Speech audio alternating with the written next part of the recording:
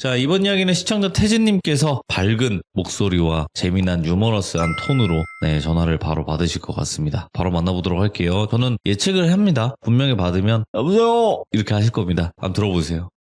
여보세요? 웬일이십니까, 이 늦은 시간에. 안녕하십니까? 예, 잠을 잃은 태지입니다. 아이고, 지금 혹시 많이 피곤하시죠? 저는 피곤한 걸 느껴본 지 한 20년 지났어요. 피곤을 느낄 수 없는 그런 지경이 이르렀습니다. 잠을 안 주무신다고? 예, 잠시 그냥 뭐 눈 잠깐 감고 눈이 아프니까는 뭐 그 정도 하는 거지 뭐. 맞죠. 네. 자, 그렇습니다. 오늘 태진님께서 또 밝은 모습으로 찾아와 주셨습니다. 감사드리고요. 예. 오늘 해주실 주제가 어떻게 될까요? 오늘 전달해드릴 내용은 장마입니다. 장마. 장마. 어떤 이야기일지는 함께 들어봐야 될 것 같습니다. 그럼 바로 만나보도록 할게요. 렛츠고! 기리십니다. 태지예요.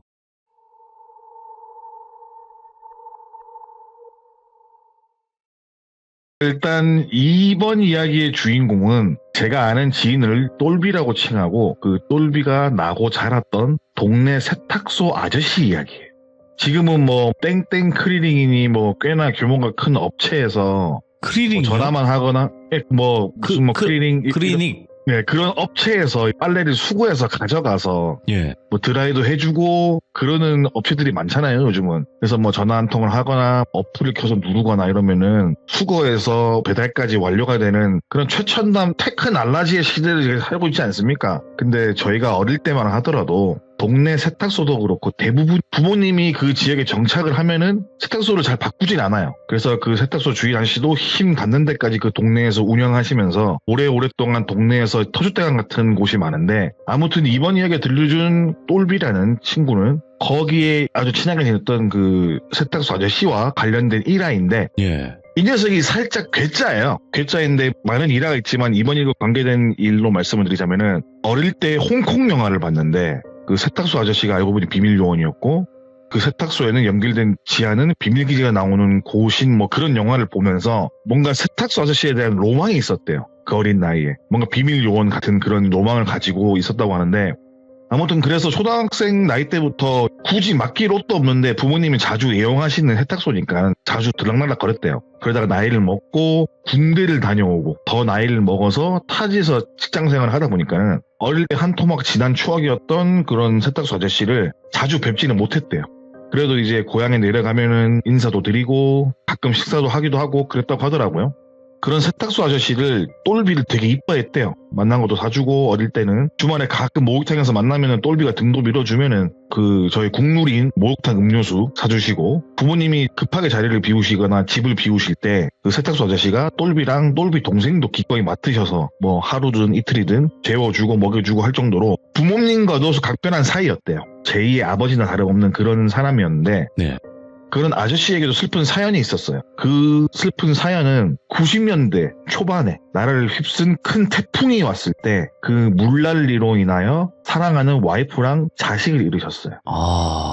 근데 슬픔에 빠져 있으시기보다는 혼자 살면서 어려운 아이들 교복도 사비로 맞춰주시고 쌀 배달도 이웃 몰래 하셨고, 예를 들어서 뭐 독거노인들을 위해서 무료로 밥을 지어서 사랑의 도시락 뭐 그런 걸 하신다던가 뭐 이렇게 선행을 많이 베푸시면서 지역 내 신문에도 사랑을 담은 세탁소라는 식으로 신문에도 나오셨고, 몇 년에 한 번씩 모으신 재산 중에 뭐 몇 천만 원 기부도 하시고, 독실한 천주교인으로서 이웃을 진짜 잘 살피시고, 천주교 내에서도 주시는 어떤 상도 큰 상을 받았다고 전해지더라고요.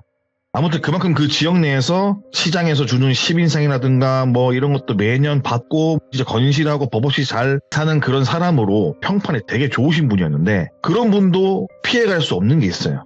세월이죠. 2010년에 운명을 하시게 됩니다. 근데 그분께서 운명을 하실 때 지역 내 정치인들, 뭐 종교인들, 그리고 아저씨가 쌀 배달해서 먹여 살리는 아이들은, 그중에 잘된 애들은 뭐 의사가 된 사람도 있고 법조계 인물이 된 친구들도 있고 서로 운구하겠다고 와서 이제 떠나는 길을 시끌벅적하다 못해 아주 마을 잔치인 것처럼 그렇게 가시는 길도 많은 이들의 축복 속에서 가시게 되는 거예요. 이야기 여기까지만 딱 하게 되면은 되게 좋으신 분이 돌아가셨구나 할 테지만, 그렇게 장례식이 있는 날에 제 친구인 똘비의 친아버지가 소주를 한잔 하시면서 그런 얘기를 하시는 거예요. 아휴, 저 세탁소 아저씨가 가는 마지막 날까지 했던 말이 기억에 남고 그리고 이 사람이 내가 어떻게 살아오는지 아니까는 정말 고생만 진탕하고 가는 거다. 이 사람은 너한테 그런 거를 말한 적도 없고 아저씨가 티를 낸 적도 없을 건데 이제서 뭐 그분 좋은 데 가셨으니까 말하는데 정말 고생 엄청 많이 했다고. 이 양반 네가 알던 늘 밝고 좋은 그런 사람이 아니다. 누구보다 깊은 아픔이 있는 사람이었다. 엄청난 고생을 했고 뭐 더 깊게 말하자면은 일반 사람이라면 제정신으로 살지 못할 정도의 고난을 받으셨다는 이야기를 듣게 된 거예요. 그때 여기서 들은 게 이제 와이프랑 자식을 잃은 얘기를 그때 들으셨고 아저씨에게 어떤 아픔이 있는지 그때 알게 된 거예요. 네. 근데 더 듣고 싶은 거예요. 왜냐면 그 아저씨에 대해서 좋은 추억도 있고 거의 아버지처럼 따를 만큼 좋아했던 아저씨니까는 친아버지한테 물어봤죠. 계속 아버지 더 얘기해달라, 뭐 있으면 더 말을 해달라 했거든. 그렇게 해서 나온 이야기가 본 스토리인데 뭐 아저씨가 뒤로 몰래 나쁜 짓을 했거나 뭐 그런 거는 아닙니다. 앞에 말씀드린 것처럼 사랑하는 와이프와 자식을 잃었던 그 사건을 말씀드릴 거예요. 예. 90년대 이곳 지역명을 돌빗이라고 예를 들어서 말씀을 드릴게요. 이 돌빗이에서 엄청난 물난리가 난 거예요. 우리가 TV로 보면은 가끔 장마대회 뭐 지붕까지 물에 잠기고 소가 떠내려가고 뭐 그러한 물난리 있잖아요. 여기서 일어난 거예요. 근데 물난리가 나기 전의 상황을 거슬러 올라가서 풀 스토리로 말씀을 한번 드려볼게요. 일단 세탁소 아저씨는 되게 근면성실한 아저씨예요. 이 아저씨와 다르게 사모님은 근면성실과는 거리가 멀었어요. 노름에 빠져서 살았다고 합니다. 그래서 아저씨께서는 처음에는 화도 내고 집에서 쫓아도 내보고 여러 가지 노력을 했지만 노름은 고쳐지지 않았어요. 항상 매번 미안하다, 노름 끊겠다 그런 말들은 다 그때뿐이었고 이제는 안 하겠지라는 마음에 다시 집안에 들이면은 몇 달간은 조용했다가 또 노름에 빠져서 여기저기 막 노름방 갔다가 또 돈 빌리러 갔다가 이러다 보니까는 이 세탁소 아저씨께서는 또 돈 갚으러 막 다니다 보니까 집안 꼴이 말이 아니었어요. 결혼 생활을 유지하는 이유가 뭐냐면은 아이들 때문인 거예요. 아이들 때문에. 아무래도 친모가 있는 게 좋은 게 아니겠냐는 생각으로 붙잡으면서 언젠가는 사람이 되겠지, 정신은 차리겠지 라는 생각으로 노력을 하고 이해를 했지만은 현실은 전혀 바뀌는 거 없고 늘어나는 거는 노름빚밖에 없는 거예요. 이렇게 힘든 몸을 이끌고 애들도 챙긴다고 챙겼지만은 그 당시 아버지들이 그렇듯이 뭐 챙기는 티는 솔직히 지금처럼 많이 나지는 않아요. 그렇다고 집안에만 신경 쓰자니까 돈을 벌어야 이놈의 옆편내가 퍼질러 놓은 빚더미를 갚아나갈 그런 상황이니까 자연스럽게 본의 아니게 애들을 챙겨준다고 했지만은 소홀해지기 마련이죠. 애들이 꾀죄죄한 건 기본이었고 뭐 밥도 제대로 못 먹을 정도로 애들을 챙길 수가 없는 그런 지경이 이른 거예요.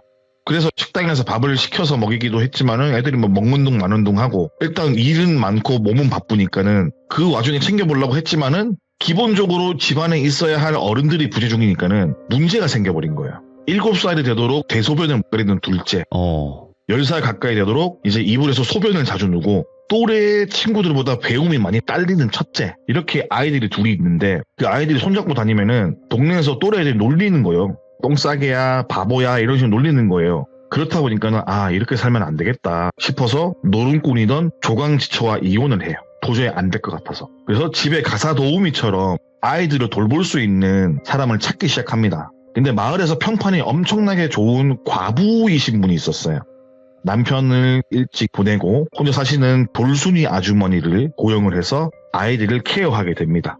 그 이야기를 들으시는 분들은 그래도 애 챙길 시간이 없다는 건 핑계거리가 아닌가라고 할 수 있지만은 당장 닥친 빚만 갚기 위해서 세탁소 문을 24시간 열어놨다고 하더라고요.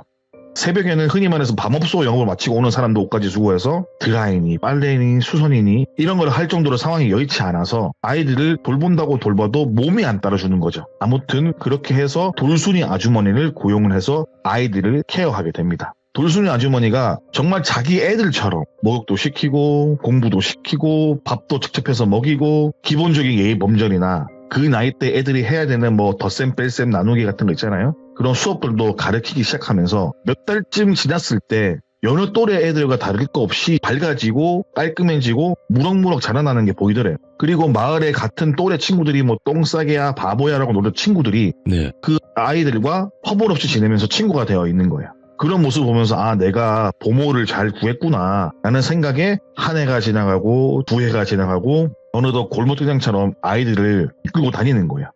그런 모습 보면서 뿌듯하기도 했고 그 돌순이 아줌마한테 고맙기도 했죠. 그래서 큰 걱정 없이 세월을 보냈는데 아무래도 본처가 있을 때보다 아이들이 밝아지고 교육에도 많은 발전에 있다 보니까는 반에서 늘 꼴찌만 하던 애들이 이제는 1, 2등을 다투게 되었고 이런 모습을 보면서 돌순이 아주머니한테 대한 고마움을 넘어서 뭔가 애틋한 감정이 느껴졌다고 하더라고요. 사실 돌순이 아주머니도 근면성실하고 뭐 아이들이나 이웃에게 잘하는 아저씨를 보면서 흠모를 하고 있었어요. 예전부터. 근데 해덕수 아저씨도 그러한 감정을 느끼고 그 돌순이 아주머니 느끼니까는 어떻게 되겠어요? 재혼을 하게 됩니다. 모든 마을 사람들이 축하해주고 내일인 것 마냥 잔치도 열어주고 신혼여행비도 아름아름 모아서 전달할 만큼 주변의 축복을 받으면서 그렇게 재혼을 하게 되었다고 하더라고요.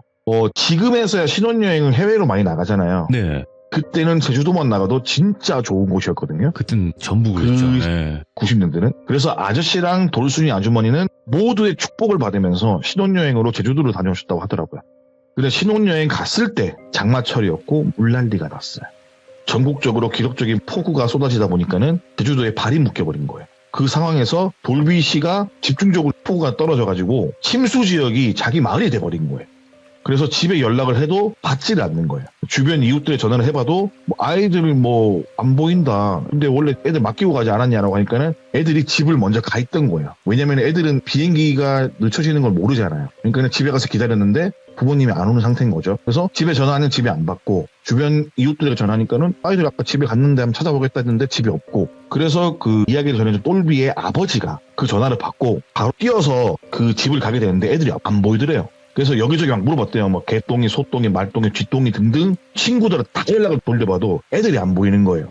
이제 이 소식은 제주도에 신혼여행 가 있는 아저씨에게 전화로 상황이 전파가 되게 됩니다. 네. 근데 어떻게 갈 수가 없잖아요. 비행기가 떠야 가는데 배도 안 뜨고 어떻게 방법이 없어가지고 발만 동동 구르면서 며칠이 지나요. 예. 정확히 말해서 3일이 지나서야 마을로 돌아올 수 있었다고 합니다. 근데 마을로 돌아와서 애들을 찾아봤지만은 찾지 못했어요. 마을 주민은 수소문 해보니까는 누군가는 저기 윤시내 배추밭 근처에서 봤다고 하고 누구는 김시내 저수지에서 봤다고 하고 어디 뚜갈에서 봤다고 하고 그러니까 정확하지 않은 사실들만 계속 돌아다니는 거예요. 그래서 아이들이 어디 있을까 행방을 찾을 수가 없던 와중에 옆집에 사시던 김씨 할머니가 말씀하시는 거예요. 그 비 진짜 억수같이 쏟아지는 날 이 전 와이프가 와서 애들 데려갔다. 나도 이거 마을 사람들한테 말을 해줬어야 되는데 내가 그 모습을 보고 나가다가 넘어져서 병원에 갔다. 바로 119에 실려서. 그래서 이제서야 퇴원해서 말을 해준다. 너의 전 와이프가 비가 억수같이 온다고 애들이 너무 신경 쓰이고 눈에 밟혀서 왔다. 그래서 나도 그때 그래도 애미라고 애들이 걱정돼서 왔나 보다 하는 마음에 있었는데 지금까지 안 보이는 거는 분명 문제가 있는 것 같다라고 말을 한 거예요. 그런 이야기를 듣고 동네를 다 뒤지고 전처가 살고 있을 만한 동네 수소문도 하고 아는 지인들 만나고 다 이렇게 찾아봐도 안 보이는 거예요. 아이들 모습도 보이지가 않는 거예요. 근데 그 아저씨도 어찌해야 할지 모르고 발만 동동 굴리면서 초조해하고 있을 때 돌순이 아주머니는 일단 애들을 찾고 싶은 마음이 너무 커가지고 무작정 집을 나서서 아이들을 찾기 시작하는 거예요. 주변에 가까운 친구들이나 아는 사람들 수소문을 한두 번씩 더 해보고 이렇게 미친 듯이 애들을 찾아다녔다고 하더라고요. 그것도 아저씨는 아이들을 찾기 위해서 일단 실종신고를 하게 되겠죠. 그리고 사건에 대해서 이제 경찰에 진술을 하게 됩니다. 원래 애 엄마가 애들을 데려갔다고 하는데 어디 있는지 찾을 수가 없다. 그리고 애들도 안 보인다. 라고 진술을 하게 되었고 그렇게 이제 실종신고를 한 뒤 며칠이 지났을 때 알게 된 사실은 전처가 이혼 이후에 심각한 우울증을 앓고 있었대요. 주변인들 말로는. 그리고 아이들 이름을 부르면서 그렇게 밤낮으로 울고 불고 괴성도 지르고 그런 모습들을 주변 주민들이 봤다는 증언이 있는 거예요. 그만큼 시끄러우니 112에 신고된 횟수도 많았다고 하고 그런 와중에 실종신고를 해놓고 찾고는 있지만 찾을 방법이 없잖아요. 그렇게 시간을 보내던 와중에 안 좋은 소식을 듣게 됩니다. 그게 뭐냐면은 담당 경찰관이 어느 날 집을 방문을 했어요. 그리고 좀 어렵게 이야기를 꺼낸 게 뭐냐면은 그 경찰관께서 말씀하시길 그게 그 전처가 머물던 사글세 방에 이런 말하면 좀 그런데 아궁이에서 예.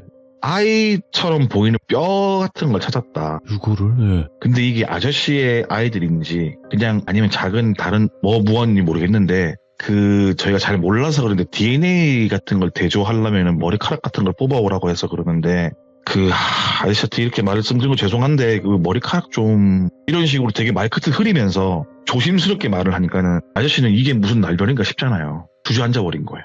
돌순이 아줌마도 그 얘기를 듣자마자 오열을 하면서 아저씨를 부둥켜안고 동네 떠나가라 우는 거예요. 일단은 아저씨는 머리카락을 줬고 네. 돌순이 아줌마는 아닐 거라고, 아직 애들이 살아있을 거라고, 내가 무슨 수를 써서라도 애들 꼭 찾아오겠다고 맨발로 뛰쳐나간 거야. 말리는 사람 다 뿌리치면서 나가고, 아저씨는 온몸에 힘이 빠져갖고 털썩 앉아있고, 그걸 지켜보는 경찰도 몹시 마음이 좋진 않죠. 마을에서 사람 좋기로 유명한 아저씨한테 이런 일이 벌어지니까 말도 안 되는 이야기라고 생각했기 때문에 너무 죄스러웠다고 하더라고요. 아무튼 그렇게 DNA를 대조해보니까는 아이들이 맞아요. 전처가 아이들을 이렇게 한 거예요. 그래서 지명수배가 내려졌고, 근데 이 정도 큰 사이즈 사건이면은 메인 뉴스에 꽤나 보도될 법도 해요. 근데 그 당시 나라 자체가 휘청거리던 시기였대요. 나라 자체가 휘청거리던 시기였기 때문에 뉴스에 나오는 건 지역 뉴스에는 나왔는데 큰 뉴스에 나오지 못했다고 하더라고요. 아무튼 돌순이 아주머니는 아이들을 찾기 위해서 벌어진 현실을 인정하지 않고 맨발로 온 동네를 누비면서 찾기 시작해요. 정신을 반쯤 놓고 애들을 찾고 막 다녔는데, 그렇게 찾다가 저녁에 집에 와서는 애들 사진만 보고 막 우는 거예요. 눈물도 흘리고 소리를 지르다가 속으로 삼키면서 막 꺼이꺼이 울다가 지쳐 잠들면은 또 아침에 찾아오면 또 애들 찾아 나가고, 이게 반복인 거예요. 그 모습을 보는 아저씨가 말려보고 달래보아도 똘순이 아주머니는 뭐가 그리 자신이 미안한지 연신이 아저씨한테 미안하다고, 내가 아이를 꼭 찾아오겠다고, 내가 미안하다고, 신이 있다면 빌어서라도 내 목숨 내놓고 애들 돌려달라고 말이라도 해보고 오겠다고, 미안하다고 이렇게 할 정도로 애들을 진짜로 사랑했던 거예요. 낳은 정도 중요하지만 기른 정도 무시 못하거든요. 맞잖아요? 그래서 아이들이 정이 들고 너무 이뻐져서 아이들을 무척 아꼈던 그런 돌순이 아주머니인데, 한편으로는 그 아저씨도 가만히 있던 게 아니라 친모를 찾기 위해서 고향도 가보고 아는 지인도 수소문을 해서 뭐 찾을 수는 없었고, 그러다가 또 장마 기간이다 보니까 또 장마 끝자락에 또 다시 한번 마을에 기록적인 폭우가 내렸어요. 벼랑간 일어났던 모든 일들이 자기 때문이라고 생각한 그 똘순이 아주머니는 아저씨에게 한 장의 편지를 남기고 아이들을 찾아오겠다고 사라지시게 된 거예요. 대충 편지의 내용을 보자면은, 남편 잡아먹었던 과부니 분에 겨운 사람 만나서 이제는 남편이 아니라 새로 들어온 자식들까지 내가 잡아먹어서 미안하다. 내가 죽어서 저승에서라도 애들을 만나서 정말 사죄하고 싶다. 그런 마음 살겠다. 미안하다. 당신이 내게 잘해준 게 없이 내가 받기만 했다. 좋은 사람 만나서 백년회로 할 생각을 했는데 신께서 나 같은 과부한테 그런 건 과분하다고 벌을 내리신 것 같다. 네. 내가 무슨 일이 벌어지든 애들 꼭 찾아올 테니까는 나중에 만나자. 이런 식으로 편지를 적어놓고 가신 거예요. 예.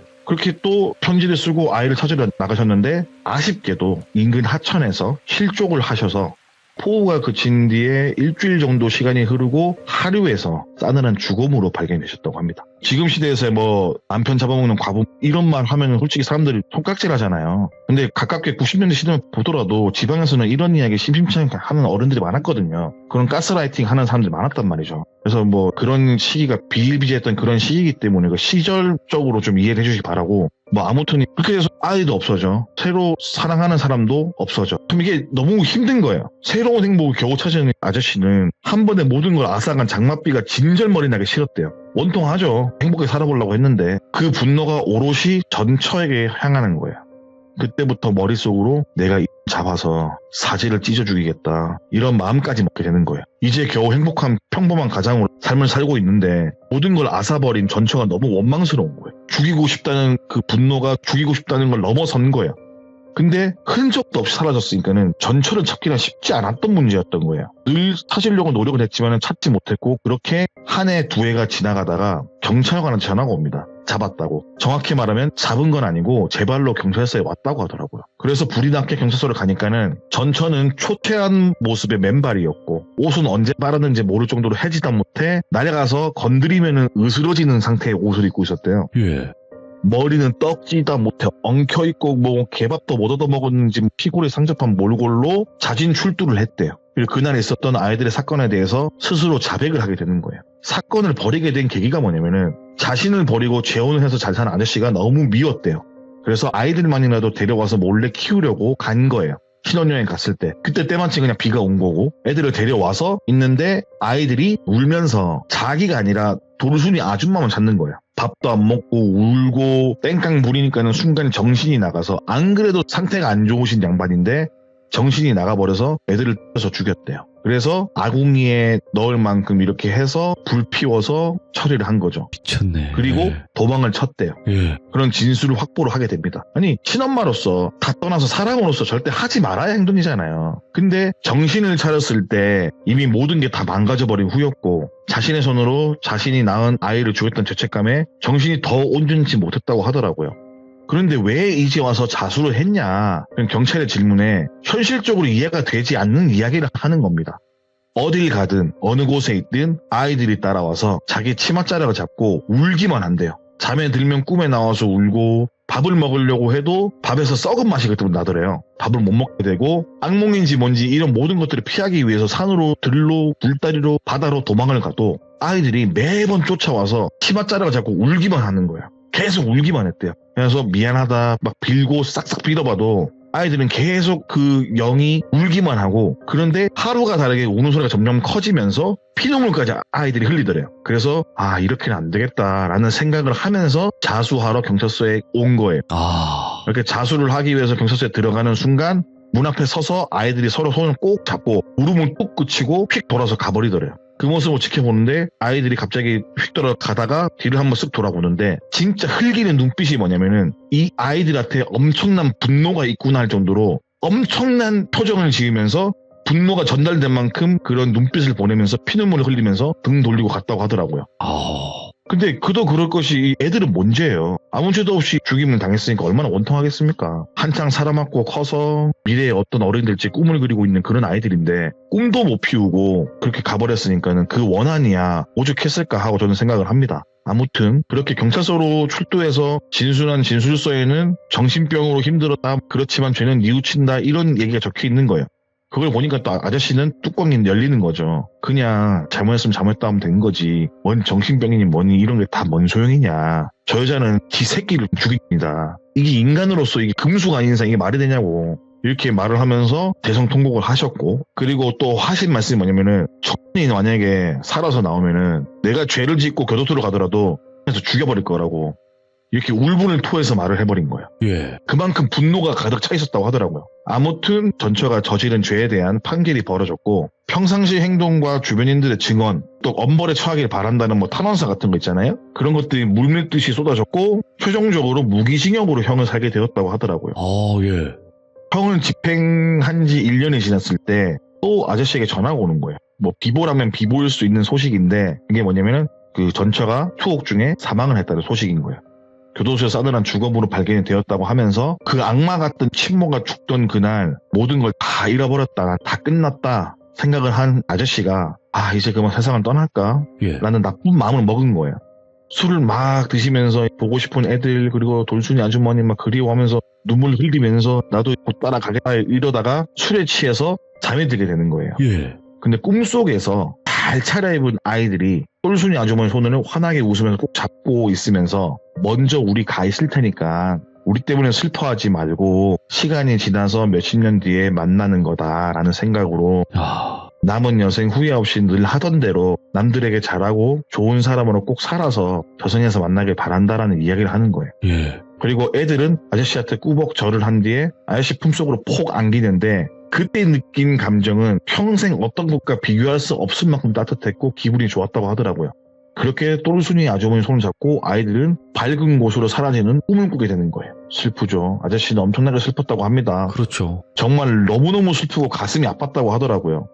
잠에서 깨어나서 눈을 떠서 목청이 터져라 소리내서 울어도 보고 가슴도 마구마구 때리면서 그렇게 막 대성통곡을 하면서 슬퍼하고 또 슬퍼했다고 합니다. 그러는 와중에도 그렇지만 내가 열심히 살길 바라는 사랑하는 사람들이 있으니까는 슬픔을 이겨내고 열심히 인생을 살아가야겠다는 생각을 하게 되셨고 아이들과 똘순이 아주머니가 그렇게 원하고 바라는 대로 내가 살다가 명이 다하는 날 저승으로 가야지 떳떳하게 내가 볼 수 있지 않겠냐 라는 이야기를 똘비 아버지에게 하셨고 생각보다 슬픔을 그래도 빨리 털어버리시려고 노력을 하셨고 그렇게 열심히 살아오시다 영면에 드셨던 가슴 아픈 이야기입니다.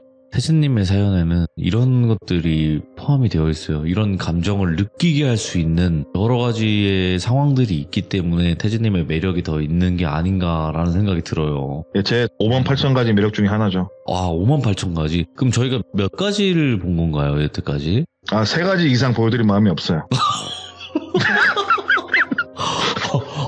알겠습니다. 네. 58,000가지를 전부 다 느끼기 위해서 감옥에 좀 더 깊은 층에. 그럼 저희가 5가지는 보여주기면 특식 나오나요? 나오죠? 예. 그러면 다음 주는 5가지를 오히려 지하로 더 내려갈수록 안 좋은 게 아니라 더 넓어지고 시설이 좋아져요. 온수가 안 나오던데요? 그건 어떻게 할 수 없어요. 데펴서 써야 되는데 그래요? 그거까지는 제가 고민을 해보도록 하겠습니다. 네, 고민 충분히 하시고 좋은 결과 있길 바라겠습니다. 감사합니다, 태진님. 네, 감사합니다. 네. 네. 자, 이번 이야기는 시청자 태진님께서 시들무에 찾아와 주셨습니다. 태진님의 이야기 빠르게 만나보도록 할게요. 여보세요? 네. 여보세요? 여긴 잘 들립니다. 태진님께서 누구보다 밝게 찾아와 주셨습니다. 감사합니다. 저도 감사드립니다. 네. 또 불러주셔서. 자, 오늘 태진님의 이야기는 어떤 주제가 될지 궁금하긴 해요. 오늘은 그냥 무덤? 오, 무덤? 봉분? 주인은 뭐라고 해야 될지 모르겠는데 이거를 포괄적으로 그냥 넓게 봐서 무덤으로 하겠습니다. 무덤. 알겠습니다. 그럼 바로 출발을 해보도록 하겠습니다. 렛츠고! 기리십니다. 태제예요.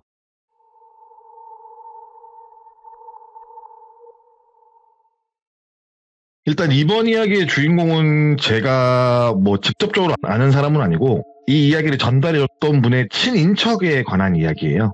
이야기 속 주인공은 별다를 거 없이 주변에서 흔히 볼 수 있는 소시민이고 어릴 적 그 친인척 마을에서 일어났던 이야기를 전달해 주셨는데 듣다 보니까 재밌기도 하고 뭔가 좀 기묘하기도 하고 그래서 요번에 들고 왔습니다. 어느 때처럼 이야기 속 주인공은 똘비로 칭하겠고 시대는 조금 거슬러 올라가서 한 1960년대쯤 정도에 벌어졌던 이야기인데 이야기를 전달해준 그 친척분께서 실제로 겪은 것도 있고 들은 것도 있고 그 마을에서 벌어진 일이니까 자신이 겪은 것도 있고 들은 것도 있는 그런 내용들인데 일단 이곳은 어느 작은 지역에서 벌어진 일인데 오늘의 주인공인 똘비는 지금은 초등학교지만 그때는 국민학교죠. 국민학교를 초등학교로 편하게 말씀드리겠습니다. 초등학교를 마치고 친구들과 뛰어노는 게 일상이었던 아이였어요. 지금보다는 그때 어린 아이들은 뛰어노는 걸 좋아했잖아요. 산으로 뛰어댕기고 들이나 천이나 이런 뛰어 올라가고 내리고 물놀이하고 이렇게 하다 보니까는 여름만 되면 얼굴이 시커멓게 타기도 하고 온몸에 먼지를 뒤집어 쓰면은 집 근처에 있는 냇가에서 친구들과 멱도 감고 그런 시대였는데 시골에서 흔히 볼 수 있는 노는 거 좋아하는 전형적인 아이였다고 하더라고요.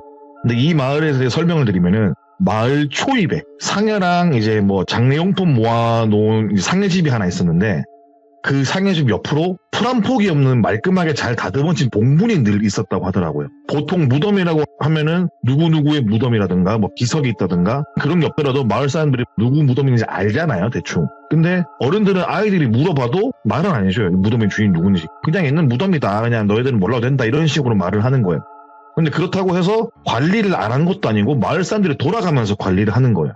예를 들어서 첫째 주 월요일은 깨농사하는 김씨, 둘째 주 월요일은 소장농 이씨, 그 다음 주 월요일은 노랭이 최씨 이런 식으로 마을 사람들 돌아가면서 관리를 했다고 하더라고요. 한 주에 한 번씩. 아이들은 어른들이 말해주지 않으니까는 이상한 계단만 늘어놓기 시작합니다. 사실 그쪽이 놀거리가 변변치 않은 시골이다 보니까는 학교에서 애들끼리 이런 저런 괴담을 만드는 게 쉽잖아요. 그래서 저거 묘자리는 마을 수호신 묘자리다. 아니다. 저건 묘가 아니다. 어른들이 봉을 묻어둔 거다. 이것도 저것도 아니고 그냥 마을 시작 때부터 있던 그냥 무덤 같은 건데 다들 그냥 아무 이유 없이 관리하는 거다. 등등 동년배 아이들끼리 삼삼오오 모여가지고 이런저런 얘기를 하기 시작한 거예요. 흔히 우리가 아는 12시가 되면 학교 이순신 장군 동상이 칼을 뽑는다더라. 세종대왕 동상 책 페이지가 넘어간다더라. 그런 얘기 있잖아요. 그런 식으로 근거도 없고 그냥 그 시절 속에 있을 법한 괴담의 한 부분으로 기억되기 시작했습니다. 하지만 똘비는 그 누구보다 호기심이 왕성한 아이였어요. 네. 똘비의 절친인 코찔찔이 덕천이도 똘비만큼 호기심이 왕성한 아이였어요. 이 둘은 이런 괴담을 떠나서 진짜 이 비밀이 있을 것 같은데 이 사실이 뭘까가 되게 궁금한 거예요. 그렇다고 그 묘를 팔 수가 없잖아요. 아이들이기도 하고 팠다가 또 어른들한테 맞을 수 있으니까. 그렇다고 동네 어른들을 붙잡고 물어봐도 돌아오는 답변은 애들은 몰라도 된다. 혹은 우리도 모른다. 아무것도 아니다. 뭘 그런 걸 신경 쓰냐 너희들은. 그냥 무덤 하나 있는 거 가지고. 맞아요. 그냥 무덤 하나 있는 건데 그냥 심심하니까는 신경이 쓰이는 거죠. 그 답을 찾을 방법은 없었고. 그렇게 한두 해가 지나도록 궁금증을 품고 마을에서 나고 자라던 그런 시절에 마을에 홍수가 한번 크게 와요. 그래서 마을에 논밭이며 개울이며 아랫마을이며 난리가 났다고 하더라고요. 그 홍수 때문에 사람 몇 명은 떠내려가서 사망하시기도 하셨고 그런 전쟁통에 물날리는 와중에도 그 본부는 고지대에 있던 것도 아니고 그냥 평범한 평지에 있던 무덤인데 그쪽으로는 침수가 돼서 쓸려나가거나 물이 넘치거나 하는 게 없다는 거예요. 무덤 주변은 홍수고 나발이고 아무런 타격을 입지 않은 그런 지역이 된 거죠. 그 모습이 살짝 궁금하기도 하고 기괴하기도 했대요. 안 그래 평상시에 그 무덤에 대해서 의문투성이를 가지고 있었는데 또래 아이들에게 대표적으로 마을의 괴담의 상징이었던 그 이름 없는 무덤에 대해서 더욱 많은 호기심이 발동했다고 하더라고요. 그 사건으로부터.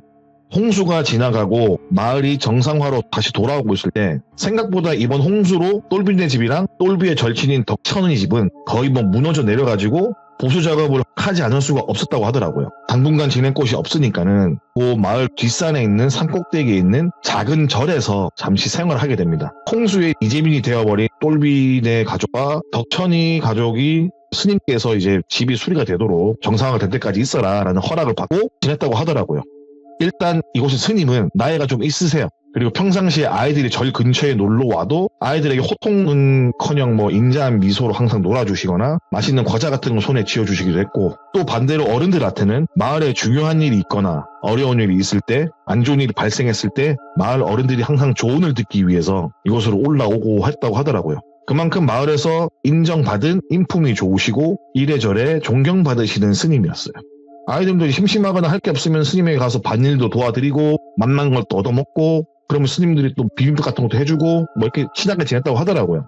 이런저런 이야기도 해주고 고민도 들어주시고 친구 같기도 하고 그런 정겨운 모습으로 아주 좋으신 분이었는데 아무튼 이곳에서 머물기로 하고 나서 똘비가 마음먹은 일이 하나 생긴 거예요. 덕천이와 똘비가 동시에 마음먹은 게 뭐냐면은 이 물난리에도 멀쩡했던 이 마을 초입길에 있는 상엽지 옆에 있는 무덤에 대한 얘기를 꼭 들어보자. 정답을 꼭 알고 내려가자 우리가. 그래서 그런 마음을 크게 먹고 스님을 찾아갑니다. 해가 좀 뉘엿뉘엿 지고 나서 스님을 찾아가니까는 스님께서는 언제나 그랬듯이 온화한 미소로 그래 똘비하고 덕천이 그래 들어와 무슨 일이야 반겨주셨고 그 똘비하고 덕천이는 앞뒤 그냥 안 재고 그냥 물어봤대요. 그 무덤이 뭐냐? 왜 물난리에도 저기는 물이 넘치긴커녕 물이 피해가는 것 같냐? 여기가 고지대도 아니고 평지인데 저기만 물난리가 안 난 것도 이상하고 저 무덤을 마을 사람들이 관리하는 것도 궁금하다. 말씀 좀 해달라라고 말을 한 거예요. 그래서 그 물음을 들은 스님께서는 온화한 미소로 말씀하시길 그래 너희가 한창 궁금한 게 많은 나이인데 무덤의 주인이 누군지 혹은 그 무덤이 누구 건지 그게 그렇게 궁금했냐 하면서 웃으면서 똘비와 덕천이의 머리를 쓰다듬어 주셨고 그렇게 약간 이제 웃음으로 때우시다가 다시 말씀하시길 어른들은 아직도 너희들이 어리고 미숙하다고 생각하기 때문에 알려주지 않은 것 같은데 이야기를 들려주는 건 어려운 일이 아니다. 근데 약속 하나만 받고 이야기를 들려주마. 그래서 이야기를 하시게 된 거예요. 무슨 약속이냐 하니까는 이 이야기를 다른 아이들에게 하지 말아라. 네. 당분간은 하지 마라. 언젠간 다 알게 될 얘기인데 너희들은 그냥 미리 알았다는 셈 치고 다른 애들에게 말은 해주지 마라. 그렇게 말씀하시고 해주신 이야기가 뭐냐면은 이 마을이 터를 잡은 거는 조선시대부터였대요. 언젠지는 정확히 모르겠고 그 전에는 나라에서 관리하는 사냥터 혹은 군사들의 훈련 장소로 쓰였던 곳이래요. 근데 이 땅이 많이 비옥했대요. 그래서 어느 해부터 나라에서 사냥터나 훈련 장소 쓰기 아까우니까 여기에 다른 지역에 있는 사람들이 이주해서 살게 해라 라고 해서 터를 처음에 잡았는데 옛날에는 몰랐지만은 사람들이 살다 보니까는 땅은 비옥한데 사람이 살 땅이 아니었던 거예요. 그래서 어떤 법력이 높으신 노승께서 자기가 죽어서도 이 마을을 함부로 해하지 못하게 막아줄 테니까는 내 묘비 건너편에 장승 같은 그런 걸 세우고 자신의 무덤을 그 건너편에 만들어 달라고 말을 해서 그 봉분이 있는 거래요. 계속. 그래서 그 주인 없는 무덤이 이러이러한 일이 있었다라고 똘비하고 덕천이한테 스님이 말을 해준 거죠. 그러니까는 또 들으니까는 또 이런 이야기 있구나 하면서도 한켠으로는 에이 설마 그런 말도 안 되는 마음도 가지고 있었죠. 그리고 스님께서 궁금증이 해결되었느냐라고 물으니까 다 되었다. 그리고 스님께서 마지막으로 한 번 더 말씀하시길 아까도 말했지만은 애들에게 말을 하지 마라. 괜히 말을 해가지고 안 좋은 일이 일어날 수 있으니까 너희끼리 말고 그냥 넘어가는 이야기로 해라. 너희를 믿고 말을 하는 거니 꼭 나와 한 약속은 지켜주면 좋겠다라고 스님께서 말씀하신 거예요. 알겠다라고 말을 하고 인사를 하고 잠자리에 들게 되죠. 근데 이야기를 막상 들었지만은 약간 김 빠지더래요. 뭔가 자기가 생각했던 그런 내용과는 약간 다른 이야기를 듣게 돼서 별게 아닌 얘기였구나. 좀 더 스펙타클한 그런 내용이 있을 줄 알았는데 어디서나 들을 수 있는 그 마을에 세워진 그런 이야기 아니야? 이러면서 덕천이와 얘기를 하면서 잠자리에 들었다 하더라고요. 그리고 다음날 학교에 등교를 했을 때 덕천이는 필수를 하게 돼요. 여기서 덕천이는 별게 아니라고 생각했는지 이 이야기를 학교에 가자마자 아이들에게 말하게 됩니다. 아, 네. 똘비는 말릴 틈도 없었어요. 아이들이 335 모여있길래 보니까는 덕천이가 이미 그 얘기를 하고 있었대요. 그 얘기를 하고 덕천이의 모습을 봤다고 하더라고요. 무덤에 대한 비밀 스님께 들은 그대로 아이들에게 전달을 했고, 신기해하는 아이들도 있지만은 에이 그런 게 어딨어 하는 애들도 있었고, 막 각양각색의 반응이 난무하던 그때 동년배 중에 힘을 좀 쓰는 질이 좋지 않던 아이, 예를 들어 중필이라는 아이가 덕천이한테 말하기를 야 그런 게 어딨냐, 그런 거 다 미신이야, 고작 그 정도로 그런 이유로 비밀이라고 마을 어른들이 말 안 해주냐고, 별것도 아닌데 그냥 다 둘러서 말하고 우리가 어리니까는 그렇게 말하는 거지, 다 다른 비밀이 있을 거라고, 이런 이야기를 하는 거예요. 거기에 반응하고 동조하는 아이들이 생기는 거예요. 맞다 준필이 말이 맞다, 준필이 필두로 그런 얘기는 다 지어낸 거다 라는 무리가 형성이 되었고, 그러면서 하는 말이 야 그럼 무덤이 없어지면 그럼 뭐 마을이 망하는 말이 되냐, 이런 식으로 가버리는 거예요. 얘기가 준필이 패거리가 그렇게 말을 하였고, 덕천이는 야 스님께서 말씀하신 건데 스님께서 그럼 거짓부렁을 하시겠냐 라고 바락바락 덤비던 덕천이는 준필이 주먹 두어 대를 얻어맞고 나서야 시무룩한 표정으로 교실로 들어가게 돼요. 거기에 이제 한껏 의기양양해진 준필이는 어떤 헛바람이 들어찬 건지 모르겠는데 돌아오는 주말에 그 봉분을 조사할 탐험대를 그 자리에서 결성하게 돼요. 그 스님 말을 들었다면 우리가 봐보자, 우리가 봉분을 파헤치든 뭐든 간에 가서 보자. 거기에 동조하는 아이들 335 모여서 주말에 준필을 따라서 봉분을 조사할 요량으로 멤버가 구성이 되게 된 거예요. 이 장면은 어느 정도 거리에서 똘비는 지켜봤어요. 근데 솔직히 이거 별거 아닌 일이라고 생각할 수 있겠지만은 그냥 똘비는 스님과 했던 약속이 있었기 때문에 학교 시간에 불이 나게 달려와가지고 스님한테 가게 돼요. 네. 스님이 달려가서 덕천이가 학교에서 어제 들었던 이야기를 했다, 그것 때문에 애들이 뭐 탐사대니 뭐니 말도 안 되는 걸 만들어서 무덤을 탐험하려 한다라는 이야기 전달하게 되는 거예요. 이야기를 듣던 스님께서는 갑자기 그 미소를 싹 거두시고는 준필이네 집으로 막 뛰어가시는 거예요. 발이 안 볼 정도로. 뛰어서 막 내려가시는데 마침 대문 밖에 자전거를 끌고 올라오시는 준필이 부모님 만나게 된 거예요. 그리고 스님께서는 준필이 부모님 잡고 이런저런 얘기를 했겠죠. 준필이가 뭐 이렇게 하려고 그런다. 그 얘기 듣자마자 준필이 부모님은 자전거를 내팽개치고 집으로 뛰어 들어가시는 거예요. 그리고 멀리서 지켜보던 똘비가 그때 기억하기로는 집안에서 사람 죽은 소리가 났대요. 맞아 죽은 소리가. 그러니까 뭐 비 오는 날 먼지나도 때리는 듯한 그런 괴성이 대문 밖으로 들릴 정도로 푸닥거리를 했다 하더라고요. 이제 멀리서 지켜보던 똘비도 괜히 덕천이 때문에 이런 일이 벌어진 게 짜증나잖아요. 말을 하지 말라고 약속을 했는데 왜 별거 아닌 것 같다는 생각으로 자기 마음대로 말하는 건지 너무 짜증이 났대요. 신경도 쓰이고 친구로서 약간 의도 상했고 이 나쁜 놈이구나 하는 생각을 하게 됐다고 하더라고요. 그리고 스님께서는 똘비야 돌아오면서 하시는 말씀이 혹시라도 무덤은 절대 손대면 안 된다. 내가 생각이 좀 짧았던 게 너희한테 이야기를 해주는 것도 아니었고, 그리고 여기서 벌어질 일까지 생각을 못했다. 너희가 말을 하더라도 난 너희가 무덤을 바로 조사하러 갈 생각을 할 거라 생각 못했다. 그냥 지나가는 괴담이구나라는 정도로 넘길 줄 알았는데 이거를 조사하고 하니 많이 하는 얘기를 들으니까 내가 생각이 짧았다. 덕찬이 그 녀석도 무용담 삼아서 이야기를 했을 건데 이런 결과를 낳을 수 있다는 거를 나는 내가 계산을 못한 내 잘못이다. 그러니 똘비 너는 잘못한 게 없다라면서 쓰다듬어 주면서 스님이 계신 절로 같이 올라가게 된 거예요. 아무튼 무덤을 조사하려던 준필이는 다음날부터 학교에서 무덤에 묻자도 않고요. 얼굴이 탱탱 부어서 와가지고 무덤에 묻자도 꺼내지 않았고, 네. 덕천이도 마찬가지로 밤새 혼난 건지 뭔지 모르겠는데 표정이 안 좋은 상태로 수업을 받게 되었다고 하더라고요. 그런 식으로 작은 해프닝이 지나가면서 여름이 지나고 가을이 지나고 겨울이 왔을 때 본격적인 사건이 일어나게 되는 거예요. 마을은 그냥 뭐 늘 언제나 그렇듯 조용한 시골 마을 분위기였는데 눈이 제법 많이 왔던 어느 겨울날 상해집 근처에서 숨져있는 준필이가 발견된 거예요. 똘비는 그 광경을 직접 보지는 못했지만은 마을 어른들께서 말씀하시길 준필이가 팔 다리가 부러져서 죽어 있었다. 근데 한 손에는 삽을 들고 있었다라고 말하는 걸 듣게 된 거예요. 마을 사람들은 준필이가 전에 말한 것처럼 무덤을 파보려고 한 것 같은데, 근데 파보려고 했으면 상식적으로 겨울에 파는 게 나을까요? 봄이나 여름이 나을까요? 봄이나 여름이 낫지 않을까요? 그럼요. 예. 근데 어른 땅을 삽으로 팔려고 했다는 거에서 의문점을 가졌고, 그리고 그렇게 준필이가 부모님을 무서워하는데도 굳이 이 겨울에 왜 무덤을 파려고 했는지에 대한 의문점을 가졌다고 하더라고요. 그리고 준필이 친구들이 예전에 준필이가 학교에서 덕천이한테 이런저런 이야기 듣고 무덤 조사단이니 뭐니 꾸려서 무덤을 조사한다고 나섰던 적이 있다는 이야기가 있었잖아요. 그렇게 나오다 보니까 또 이야기가 거슬러 올라가니 덕천이가 걸려들었고, 덕천이한테 말한 게 스님인 걸 알게 됐고, 마을 사람들은. 그래서 마을 사람들은 당연히 스님을 추궁하고 비난하기 시작한 거야.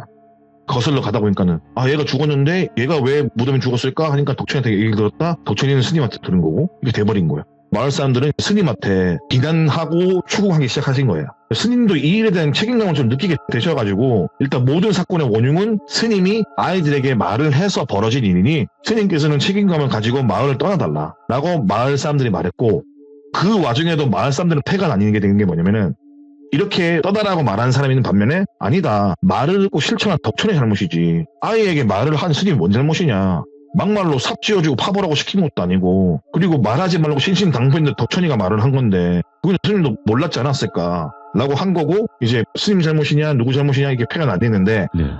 반대편으로는 그래도 아직 아무것도 모르는 아이들한테 굳이 말을 해서 마을에 이런 사건이 벌어진 거 아니냐, 때가 되면 다 알게 되는 마을의 뭐 기원 비슷한 건데 뭐가 그렇게 급하다고 벌써 말을 하냐, 어찌 되었든 인명피해가 났으니까는 스님 잘못이다 라는 쪽으로 기울게 된 거야. 무슨 이유가 됐든 뭐가 됐든 스님은 책임감을 느끼고 미안한 마음으로 마을을 떠나기로 하셨어요.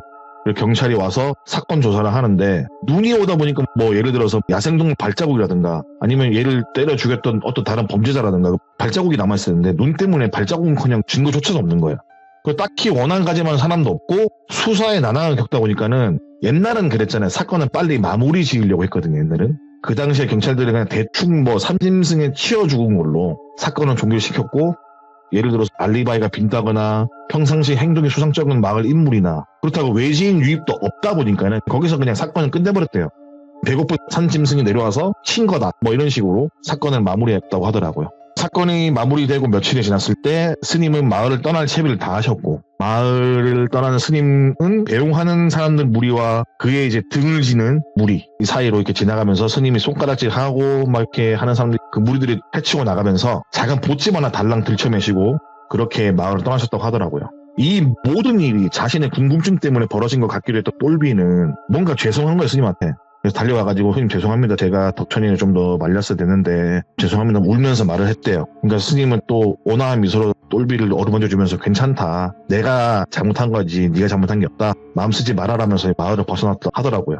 점점 멀어지시는 와중에 스님께서 갑자기 마을 초입길쯤 가셨을 때 우두커니 서시는 거예요. 그리고 뒤에 좀 거리를 두고 따라오는 마을 주민들이 있는 곳으로 돌아서면서 마지막으로 이야기를 하시기를, 혹시나 마을에 운이 당한 것 같거나 변고가 많이 발생하게 된다면은, 예를 들어서 돌비산 아래에 용한 보살님이 있으니까 꼭 거기 가서 의논하라고 라는 이야기와 함께 인사를 꾸벅하시고 사라지신 거예요.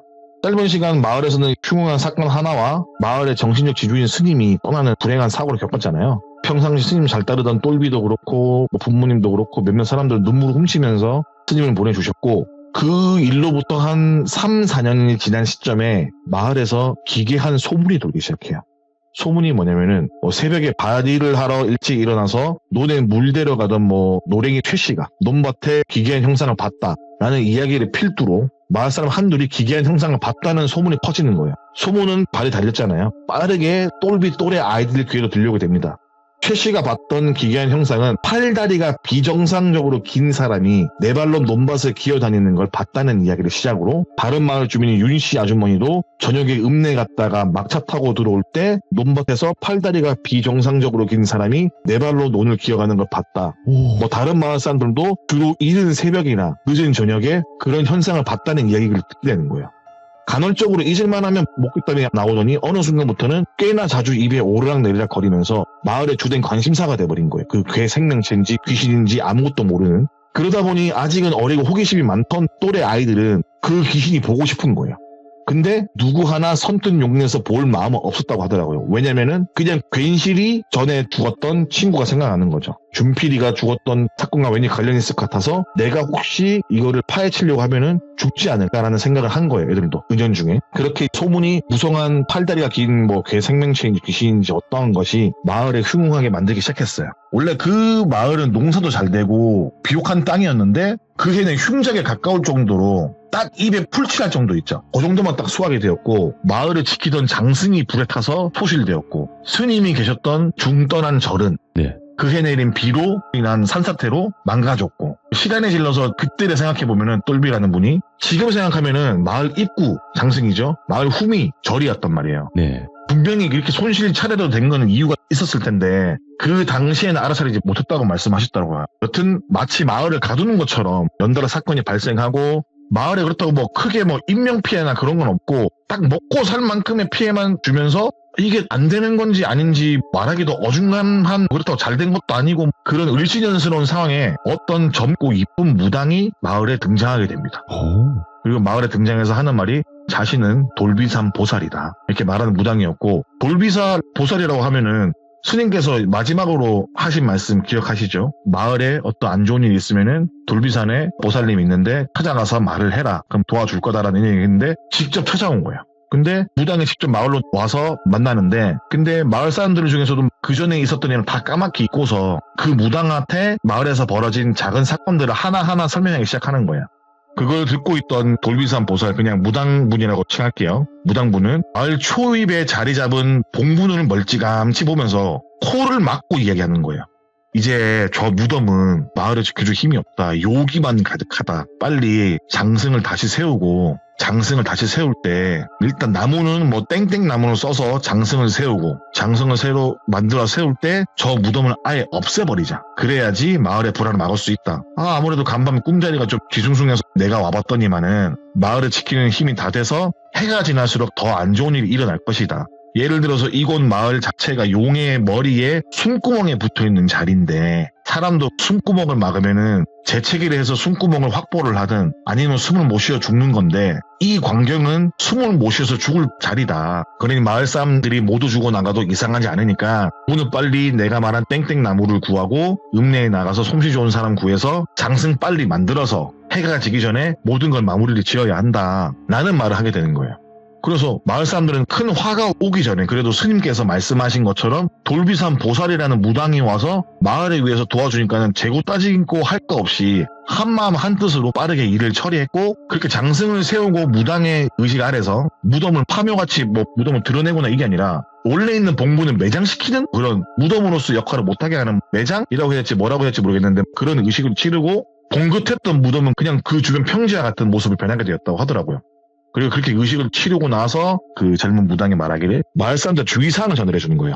첫 번째, 당분간 마을 초입길, 지금 장승 꼽은 이 초입길 말고 저 아래 감나물 아랫길로 돌아서 마을을 벗어나라. 왜 그러냐고 물어보니, 우리가 상처가 나서 치료를 받으면은, 사람으로 치면은 그 부분은 건드리지 말라고 밴드를 붙이거나 붕대로 둘러싸잖아요. 그런 것처럼 상처가 난 곳은 메꾼 곳이니까 아물 때까지 땅에 발 디디지 마라. 돌아댕겨라. 그리고 두 번째는 상여집은 철거를 빨리 하고, 하루빨리 이 상여집 위치는 지금 무너져 내린 절이 있는 자리에 상여집을 옮겨라. 마을의 입구에서 이게 있을 필요가 없다. 안 보이는 곳으로 최대한 치우는 상책이다.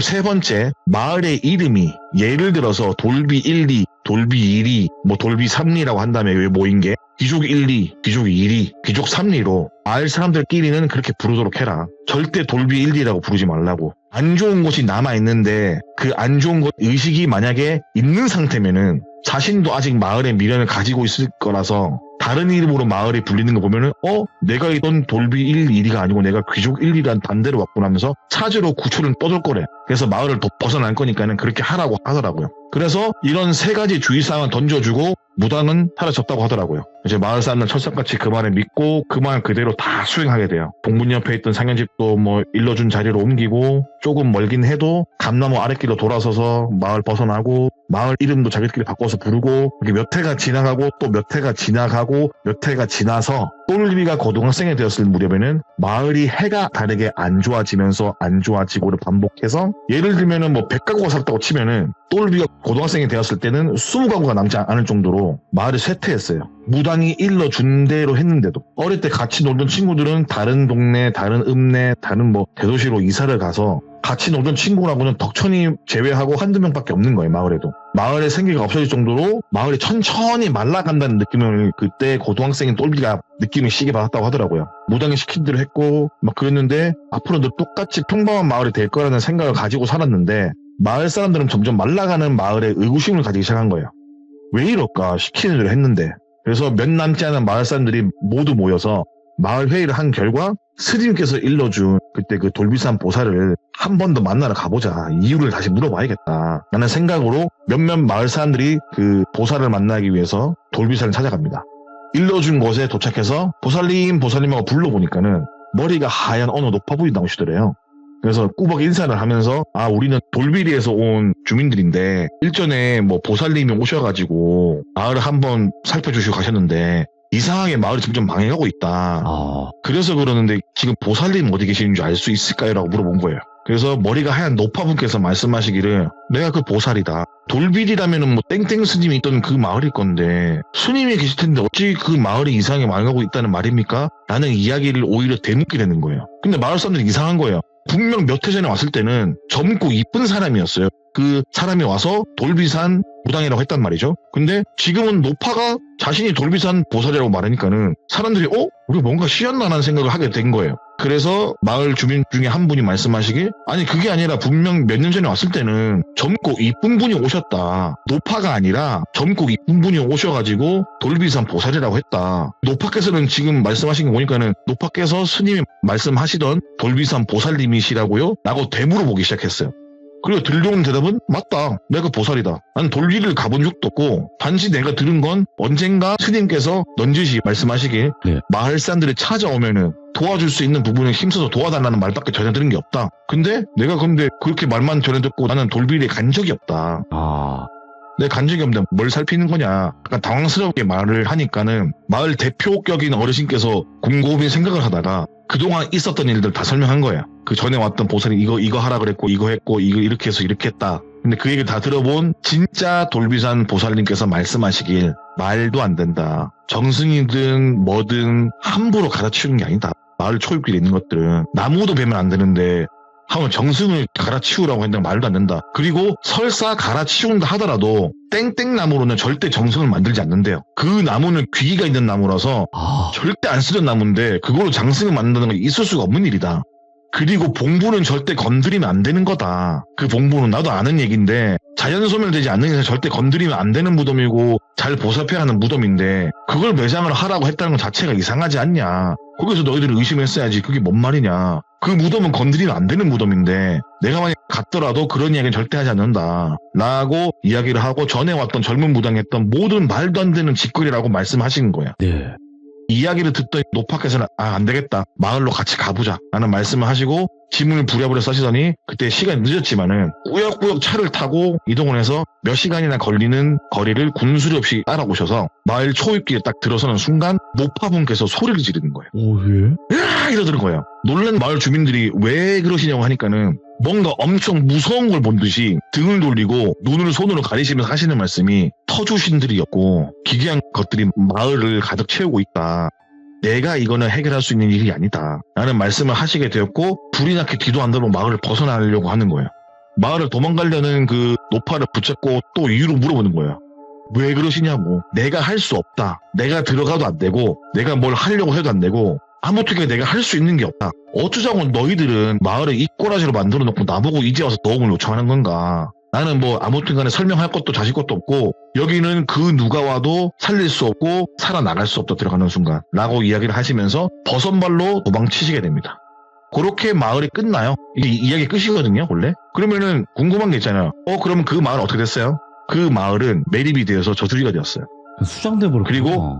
그리고 전에 왔던 무당은 누구냐? 몰라요. 수소문을 해보고 알아본데도 아무도 몰라요. 그 무당이 뭐 때문에 왔던 건지. 근데 제가 돌비 공포 라디오로 시참도 많이 하고 이야기를 많이 들어본 결과 좋은 땅을 안 좋게 만드는 무당들도 있잖아요. 일부러. 땅값을 떨어뜨리기 위해서라든가 뭐 그 땅에 다른 걸 넣기 위해서 하는 무당들이 있는 것처럼 그런 무당이었던 걸로 생각을 하고 매립이 됐다고 했잖아요. 맨 처음에 저수지가. 마을에서 사람들이 다 나가자마자 그 자리가 매립이 됐어요. 근데 그 전에 저수지가 된다는 말도 없었고 말이 있으면 보상금이 나올 거 아니에요. 우리가 여기 저수지를 메울 거니까는 보상금은 주겠다라고 나라에서든 뭐든 말이 나올 건데 그런 말도 없었고 나가자마자 타이밍 맞게 저수지로 매립이 된 거예요. 그러면서 그분께서 내린 결론은 뭔가 뒤에 어떤 세력이 있었을 거다. 그 무당을 누가 고용을 했든 뭘 했든 간에 분명히 뭔가 있었을 거다. 그리고 그 돌비산 노파분께서는 그 뒤로 돌비리와는 등을 지고 말도 안 해요. 말도 안 하시고 더 산속 깊은 곳에 숨으셨고 스님은 결국 그 마을 떠나신 다음에 다시는 볼 수 없었다고 하더라고요. 그렇게 되고 마을이 그렇게 한순간에 매립이 됐던 그런 이야기를 한번 들고 와봤습니다. 이야. 레전드네 이거 태준님. 예. 오늘 아주 재밌는 이야기였어요. 단단히 준비하셨네. 준비 안 하신 척 그냥 일반적인 이야기다라고 해주시고선 이렇게 저희를 흔들어 버리시네요. 언제는 반전이 있어야 된다고 생각합니다. 저희 58,000가지 매력 중에 하나 아니겠습니까? 또 맞습니다.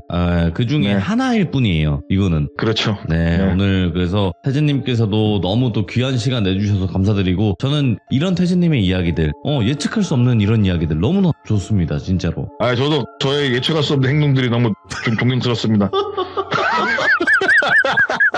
감사합니다 태진님. 네, 수고하셨습니다. 다음에 뵙겠습니다. 네, 충성 수고하십시오. 충성. 네. 네. 야, 오늘 물에 잠긴 그 마을의 이야기, 너무 좋습니다. 왜냐면 태진님께서는 현대적인 이야기도 하지만 이렇게 과거 이야기들도 가끔 하시거든요. 양쪽의 이야기를 너무나 잘 하시는 분이다 보니까 훨씬 더 무섭게 듣지 않았을까 생각을 합니다. 시청해주신 모든 분들 건강하세요. 감사합니다.